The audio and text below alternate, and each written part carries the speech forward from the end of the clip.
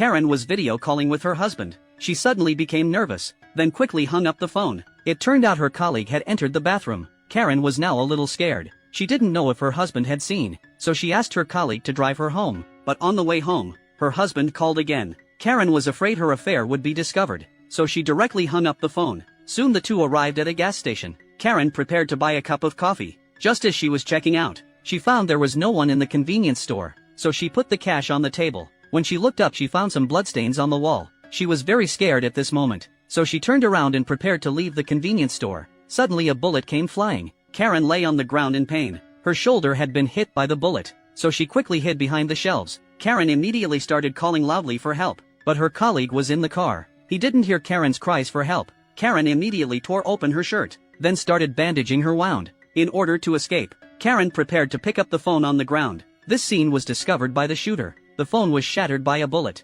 Karen had to hide behind the shelves again. Suddenly some sounds came from the distance. It turned out there was a walkie-talkie on the table. Karen didn't dare walk over, so she thought of a plan. She took 2 bags of chips, then quickly threw them into the air. This way she successfully got the walkie-talkie. She turned on the walkie-talkie and started calling for help. She said she had encountered a shooter. At this time there was a sound at the door. It turned out her colleague had entered the convenience store. Suddenly the shooter fired another shot. Her colleague fell to the ground. Karen was terrified, so she quickly picked up the walkie-talkie. She asked the other person to help her call the police, but the other person suddenly expressed doubt. He asked what her relationship with her colleague was. Karen threw away the walkie-talkie in her hand. It turned out the other person was the shooter outside. Karen saw the light switch ahead. She thought of an escape plan. As long as she turned off the lights, the shooter wouldn't be able to aim and shoot. Karen picked up several batteries. She threw them at the switch button, but none of them succeeded. At this time she found the shelves could move, so she hid behind the shelves. She started moving toward the switch button.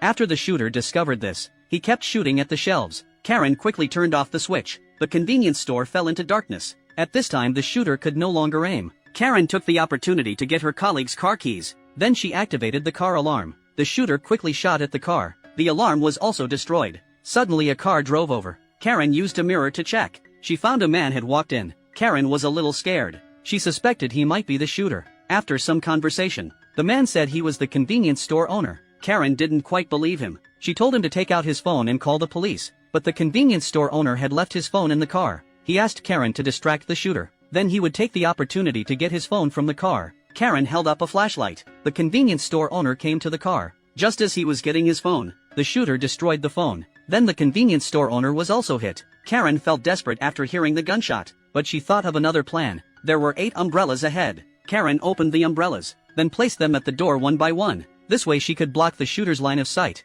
The shooter began shooting frantically again. Karen took the opportunity to escape to the convenience store's warehouse. She found the back door was locked. Suddenly another car arrived outside. A man got out and prepared to get gas. Karen wanted to seek help, but the gas pump was out of fuel. The man drove away. Karen took the opportunity to run outside. She prepared to drive her colleague's car away, but the shooter never left. He shot frantically at Karen. Karen had to run back to the convenience store. Then she saw a saw on the shelf, so she prepared to saw off the door lock. Just as she was trying, another car arrived outside. It turned out to be an elderly couple coming to get gas. Karen warned the elderly couple to leave quickly, but the shooter had already started shooting. Karen completely broke down. She directly came outside. She started angrily cursing the shooter for being too cruel, but the shooter didn't fire. Karen found there was still a girl in the car.